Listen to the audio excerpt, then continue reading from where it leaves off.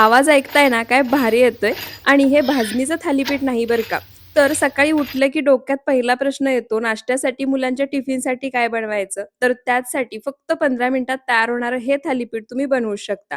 त्यासाठी एका चाळणीमध्ये 1 वाटी पोहे घ्यायचे, 2 ते 3 वेळा पाण्याने स्वच्छ धुवायचे आणि पोहे भिजण्यासाठी बाजूला ठेवायचे.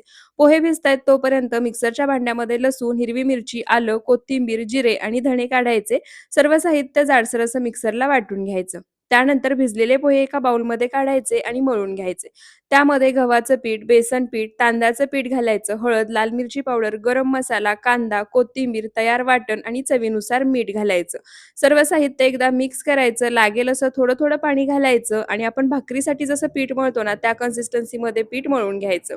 पीठ मळून झालं की लगेच थालीपीठ करायला घ्यायचं. त्यासाठी एखादा पोळपाट घ्यायचा, त्याच्यावरती अशा पद्धतीचा एखादा रुमाल ठेवायचा.